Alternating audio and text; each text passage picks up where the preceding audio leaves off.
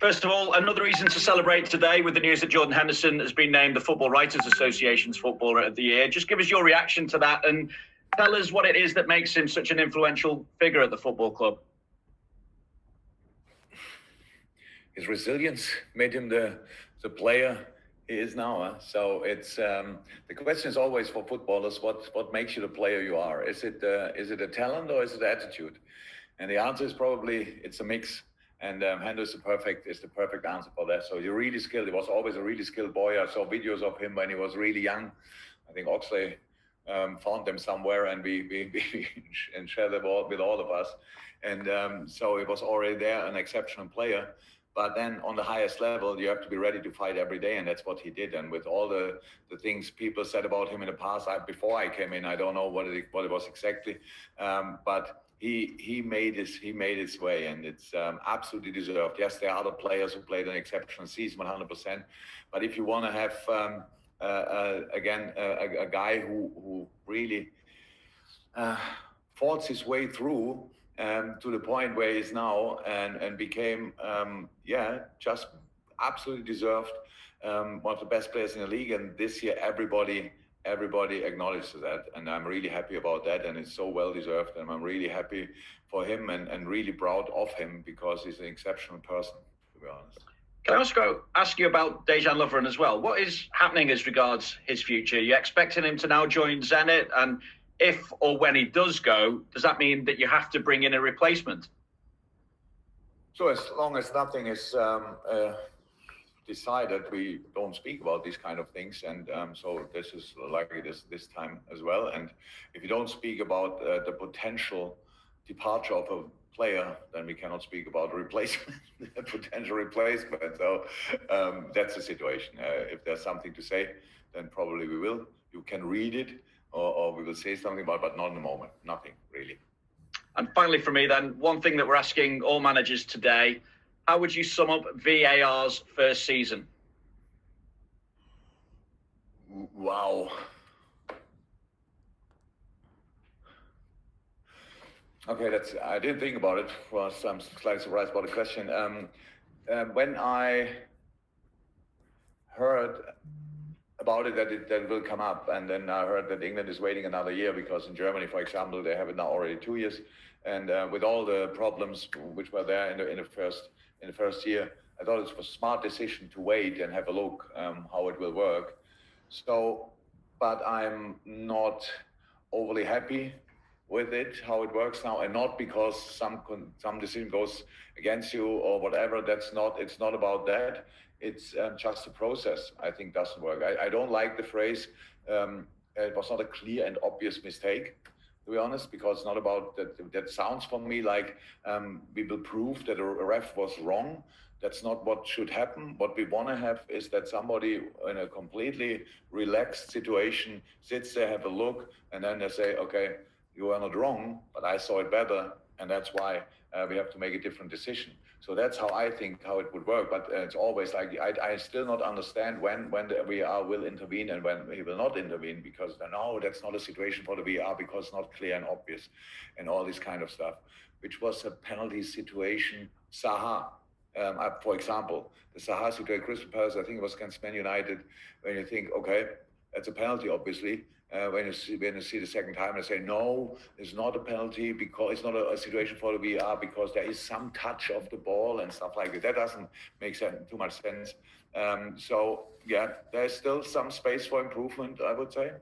And, that's it. It should not be like that. But nobody wants to take it out of the hands of the refs on the pitch. But if they would start understanding themselves as a proper team, like the fourth official and the VAR plus the three guys on the pitch on the sidelines, and that they really work together on the right decision, then I think it would make the process much easier.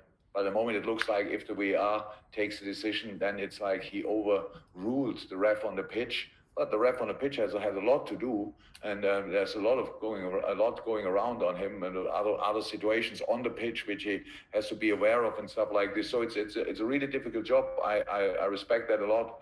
But when you have somebody in the studio, he should make the situation better. And I don't think they did that always. So that's my opinion.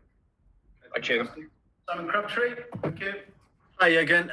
Just with regards to Jordan Henderson, I know you've touched upon a great player, fantastic human being as well. Probably asks himself more questions than maybe you need to. Is that fair to say?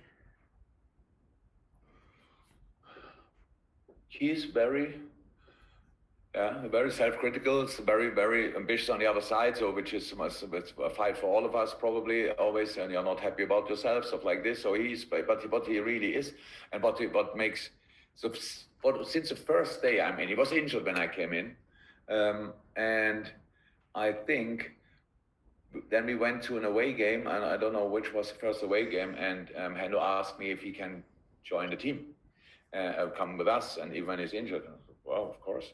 You can come, and then this shows just two things. In that moment, I think the process of getting used to the fact that he's a captain, and rightly so, the captain of this team, was not finalized in that moment. Means that he was did not exactly what he thinks is right. He thought in this moment he still did things what he thought other people would expect him to do, and I think over the years he really found the perfect way to deal with all the situations which are important, or which happen to you when you are captain of such a big club and such a big team. And he grew in that role in an exceptional way. I cannot imagine another player who would have done it like this, and that makes him the wonderful person he is today. And so it's so important to me. So he helped me from the first day, and I tried to help him obviously as well a little bit, and so that worked out really well. And it's a special achievement. It's a special achievement that the football writers. So I'm not always happy with what you write, but obviously you have a similar view on the things, at least in few departments. And would have been my choice as well this year. How I said, even our team, we have exceptional performances over the whole year, but the package with leadership, attitude, consistency was really special of Hendo this year, and so I'm really happy for him.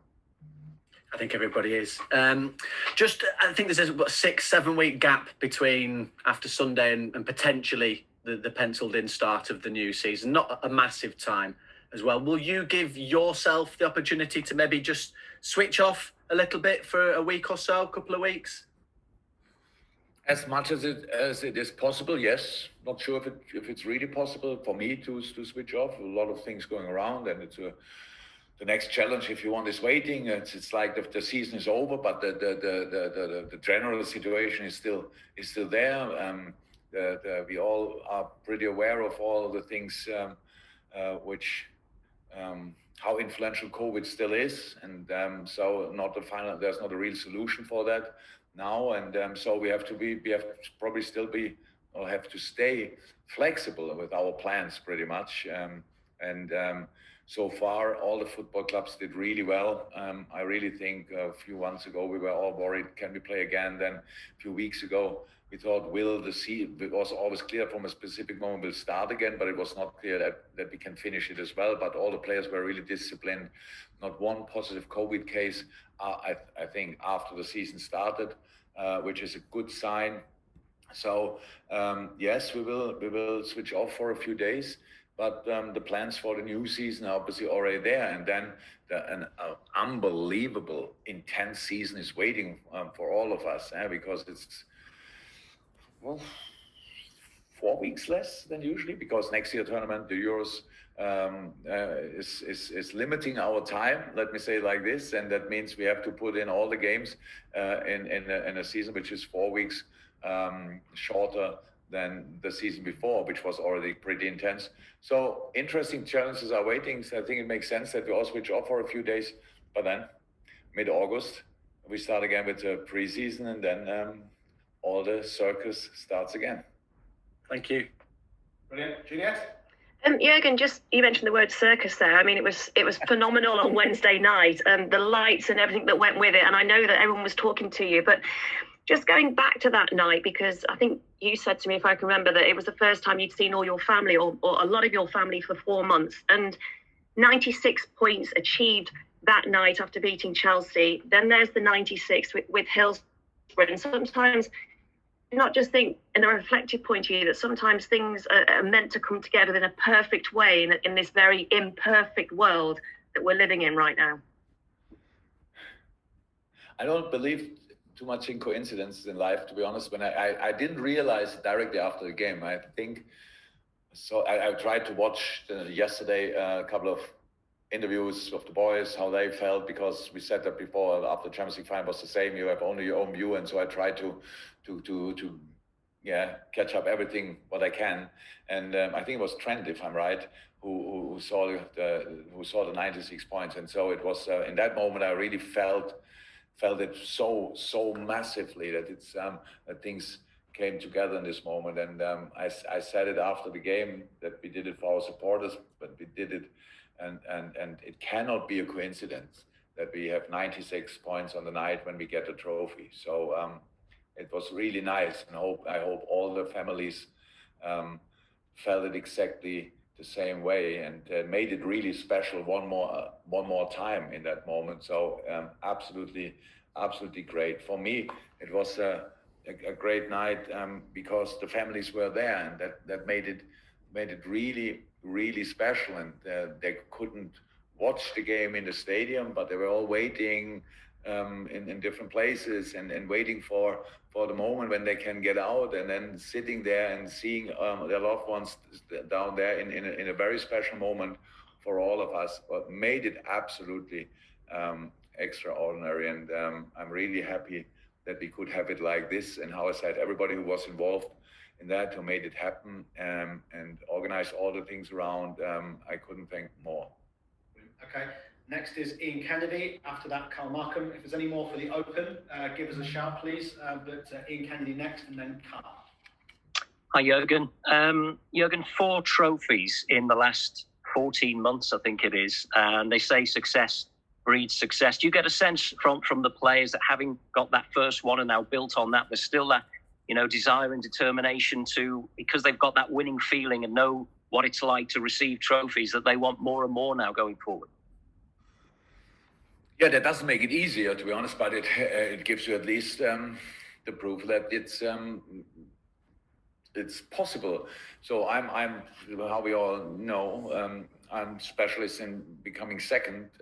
So that needs some mental strength to try it again and try it again and try it again. And if you then open kind of the box of the Pandora, then it's that helps massively. And I could see that that we won the Champions League last year made all the other things happen 100%, plus the season we played before. So like 97 points and then winning the Champions League is really a special year. And I know that maybe people will struggle with that, or people told me that the reaction of the boys were exceptional. I think that yes, the reaction was really good, but I think the reaction was like it should be as well. When you are that close, then you just have to invest more, and then you can get over the line, and that's exactly what happened. And so we will stay greedy. We have to, and we will. And but if that then leads automatically to more trophies, I don't know, because other teams have other reasons to make the next step. And how we saw again on Wednesday night, the distance between us and Chelsea is not 30 odd points. That night it was 2 goals and a tricky moment when Pulisic missed the target and stuff like this. So that's how football is. But we will not change our attitude. We try to improve. We try to improve the attitude. We try to improve everything. So is it possible to do it for a longer period? Yes. I would say there's no reason. There's absolutely no reason for it. If you really make a cut, so when the season is finished on Sunday, enjoy it, be happy 100%, and then mid-August we start training again. And from that moment on, we will try it again with all we have, and nothing will hold us back. And it's just a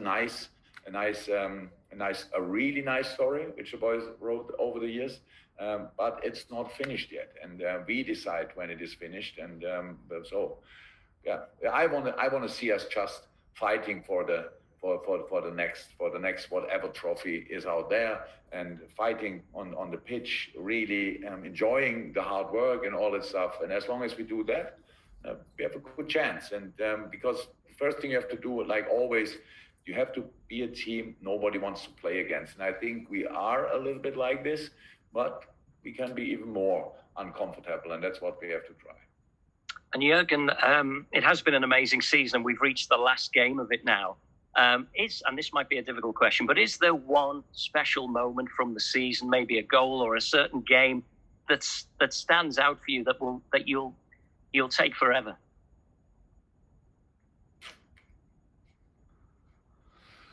There are too many moments to mention one, but when I look back, I had two games there. Maybe I'm not sure if they're that famous because it was not against United, it was not against City, it was not against Chelsea, not against Arsenal, whatever. My two favorite games of the season is the Leicester away game and the Sheffield United home game, to be honest, because they were just absolutely exceptional. Leicester for different reasons, because coming back from Qatar and nobody knew exactly how it would feel, and then playing this game.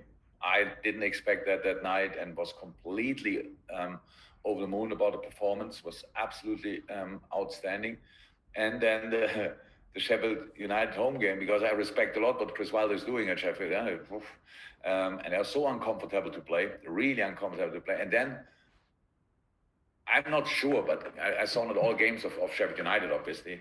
But I think if you would ask Chris Wilder, he would say that was the night when he thought, obviously, there's quite a gap. So, and they made life uncomfortable for us. There are a lot of teams, because the way they play, the way they are set up, is really not easy to find a way. And that night we were near to perfection. And then I liked that game really a lot. Thank you. Thank you, Carl Markham. And that's going to be the last one in the Open. So we'll go to the embargo section unless people indicate otherwise. Carl Markham. Hi, Jurgen. There's been quite a bit made of Frank Lampard's use of the word arrogant in his little touchline row on Wednesday. I'm just wondering, do you think that winners are automatically perceived as arrogant because of that success? Look, you cannot hit me with something like that, and my bench not with something, because we are not arrogant. So Frank was obviously in a really competitive mood. I respect that a lot, and I know you can pretty much, from my point of view, say in a situation like this what you want. For me, it's after the game, it's completely over. I said a lot in the past, and because it's pure emotion, we are really involved. He came here to win the game or to get a point, to make Champions League qualification happen finally. And so I respect that a lot. But what he has to learn is to finish it with the last whistle, with the final whistle, and he didn't do that. Speaking afterwards about it like this and stuff like this, that's not okay. That Frank has to learn. He has a lot of time to learn. He's a young coach, but that he has what he has to learn. Because we always said, during the game, the words he used, no problem at all, but final whistle, and as a real sports player, because all the things he said, but you cannot, how I said, we are not arrogant. We are pretty much the opposite of, but in a moment like this, how it is in all arguments, if you say something, you want to hurt the other person. That's how it is in arguments. Huh? So, but no problem with that. But final whistle, finish the book or close the book in this moment. And he didn't do that, and that is what I don't like, honestly. Was there a moment in your career when you... By the way, the only reason why I speak now about it, otherwise, from my point, would have been absolutely no word about it. But because he spoke afterwards, I think it makes sense to explain what I mean. I just sorry to interrupt you, but was there a moment early in your career when you had that moment where you realised you had to leave it at the final whistle and not say anything afterwards? I don't remember it, but probably yes. I really don't know it anymore. But how I said, I respect all the other coaches. And when you have a little look at yourself and you know how outraged you can be in different situations, because we all have our subjective view, personal view on the situation, foul, no foul, handball, no handball, stuff like this. And you feel that it's not fair or whatever. And you cannot then wait until after the game and say, oh my God, it was not that nice today or whatever. That happens. But probably I had it, but I don't remember it. But during the game, for sure. After the game, I don't remember. Thank you. Great stuff. Okay, nothing else for the Open by the looks of it. No one else has flagged they'd like to ask anything, so we'll go to the embargo section now. If we could stop streaming for those who are, thank you. Just do this to make it clear.